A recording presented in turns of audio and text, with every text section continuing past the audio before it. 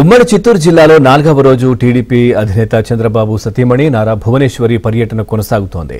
నేడు చిత్తూరు, జీడీ నెల్లూరు, సత్యవేడు నియోజకవర్గాల్లో నిజాం గెలవాలి కార్యక్రమాలను నిర్వహించనున్నారు. ఉదయం చిత్తూరు టౌన్ మురుకుంబట్ట బైపాస్ వద్ద ఉన్న విడిది కేంద్రం నుంచి భువనేశ్వరి పర్యటన ప్రారంభం కానుంది. అక్కడి నుంచి పలు గ్రామాల్లో పర్యటించి చంద్రబాబు అరెస్ట్ సమయంలో మనస్తాపంతో మృతి చెందిన కుటుంబాలను పరామర్శించనున్నారు. వారికి ఆర్థిక సాయాన్ని అందించనున్నారు. ఇక అక్కడి నుంచి హైదరాబాద్ కు తిరుగు పయనం కానున్నారు. నారా భువనేశ్వరి పర్యటన నేపథ్యంలో పార్టీ శ్రేణులు భారీ ఏర్పాట్లు చేశారు.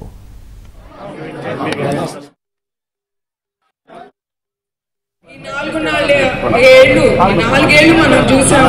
ఈ ప్రభుత్వం ఎంత అరాచకం ఒక చంద్రబాబు నాయుడు గారి మీదే కాదు, ప్రతి కార్యకర్త మీద వాళ్ళు చేసిన అరాచకం చెప్పుకోవాలంటే ఏళ్ళు కూడా మనకి సంవత్సరాలు కూడా చాలు.